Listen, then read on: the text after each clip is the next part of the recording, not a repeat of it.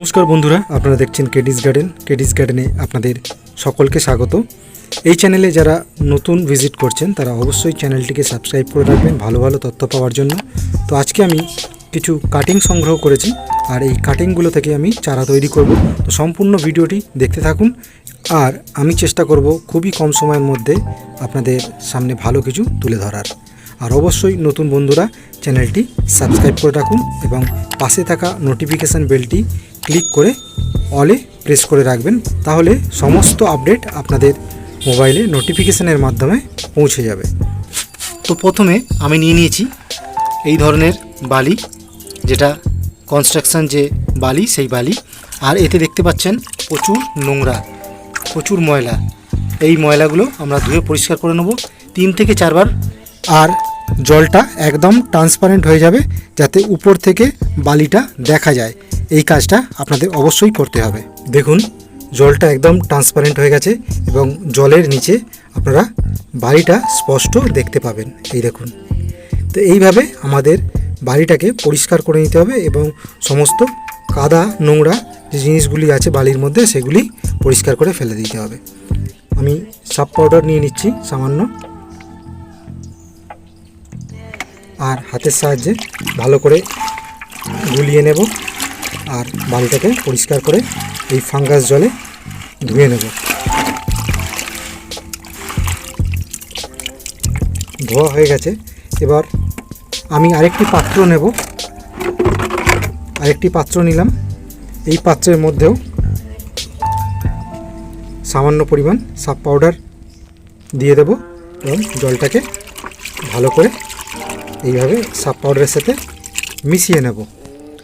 এবার আমি যে কাটিংগুলো সংগ্রহ করেছিলাম, এই কাটিংগুলো কয়েক মিনিটের জন্য আমরা এই সার্ফ পাউডার জলে জাস্ট এইভাবে, যাতে কোনো ফাঙ্গাসের আক্রমণ পাতায় না ঘটতে পারে, তাই সার্ফ পাউডার জলে আমরা এই কাটিংগুলোকে ডুবিয়ে এইভাবে কয়েক সেকেন্ড রেখে আমরা তুলে রাখবো আর একটা পাত্রে। আর এই কাটিং ভেজানো জলটাই আমরা বালির মধ্যে লাস্টে অ্যাড করে দেব। কাটিং বসানোর জন্য এই ধরনের আমি একটা পাত্র নিয়ে নিয়েছি এবং পাত্রর তলাটা এইভাবে ছিদ্র করে নিয়েছি, যাতে জলটা পাস হয়ে বেরিয়ে যায়। অতিরিক্ত যে জলটা পাত্রে জমা হবে সেটা যাতে বেরিয়ে যায়। আর সামান্য কিছু সিন্ডার আমি জাস্ট এই হোলগুলোকে ব্লক করে দেবো, যাতে বালিটা না বেরোতে পারে অথচ জলটা বেরিয়ে যায়।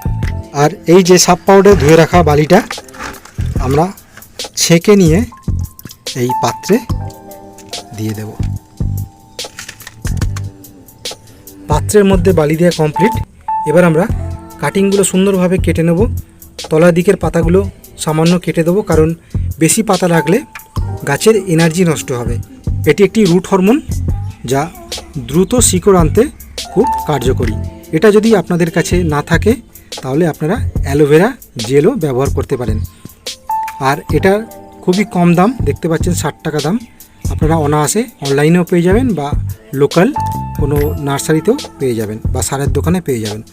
আর একটা নিয়ে নিয়েছি ব্লেড, যেটার সাহায্যে আমরা কাটিংগুলো একটু কাটাই ছাটাই করব। আর অবশ্যই ব্লেডটিকে হাইড্রোজেন পারক্সাইড দিয়ে স্যানিটাইজ করে নিতে হবে। আপনাদের কাছে হাইড্রোজেন পারক্সাইড যদি না থাকে, ডেটল, স্যাভলন বা যদি কোনো স্যানিটাইজার থাকে, স্যানিটাইজার দিয়ে তুলোর সাহায্যে আপনারা ব্লেডটিকে পরিষ্কার করে নেবেন। আর আমি আগেই বলেছিলাম, আমরা যে কাটিংগুলো ধুয়েছিলাম এই সার্ফ পাউডারে, এই সার্ফ পাউডারের জলটা আমরা উপর থেকে হালকা করে এই বালির মধ্যে দিয়ে দেব।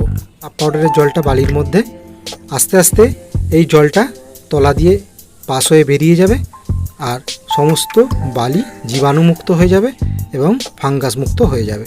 তো এই জিনিসগুলো ছোট ছোট জিনিস আপনাদের ফলো করতে হবে। দেখুন আস্তে আস্তে কীভাবে সার্ফ পাউডারের জলটা ভ্যানিশ হয়ে গেল, অর্থাৎ নিচের ড্রেনেজ ব্যবস্থা খুব ভালো হয়েছে। যেহেতু আমি পাত্রের তলাটায় ছিদ্র করে দিয়েছিলাম, সহজেই সেই ছিদ্র দিয়ে জলটা বেরিয়ে গেল। এবার কাটিংগুলো আমি রেডি করছি, রেডি করে আপনাদের দেখাচ্ছি যে কিভাবে আমরা বসাবো। দেখুন কাটিংগুলো আমি কেটে নিয়েছি, আর ঠিক এইভাবে একটু অ্যাঙ্গেলে কাটিংগুলো কেটে নেবেন। আর চেষ্টা করবেন মাদার গাছ থেকে যখন কাটিংগুলো কাটবেন তখন উপরের কচি যে ব্রাঞ্চগুলো আছে সেইগুলো কাটিং করবেন, কারণ নরম ব্রাঞ্চে খুব তাড়াতাড়ি রুট আসে। যদি আপনারা ব্রাঞ্চগুলো সিলেকশান একটু মোটা করেন বা শক্ত করেন তাহলে রুট আসতে অনেক দেরি হয়। তাই চেষ্টা করবেন একদম যে সরু সরু নরম শাখাগুলো সেই শাখাগুলো থেকে কাটিংগুলো সংগ্রহ করতে। আর আমাদের এই কাটিংগুলো একটা একটা করে আমরা এইভাবে কাটিংয়ের পাউডারে ঠেকিয়ে রেখে দেবো। প্রত্যেকটা কাটিং আমি রেডি করে নিই, তারপরে ফিরে আসছি আবার ভিডিওয়ে। কাটিংগুলো আমি কাটিংয়ের পাউডার লাগিয়ে রেডি করে রেখেছি। এবারে আমরা এই পাত্রটা যার মধ্যে আমরা বসাবো তার মধ্যে সামান্য কিছু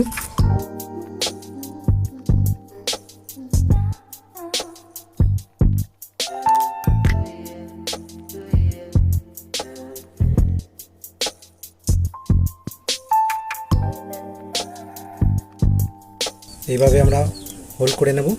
করে নিয়ে জাস্ট এই হোলের মধ্যে আমরা কাটিংগুলো ঢুকিয়ে দিয়ে হালকা করে প্রেস করে দেবো।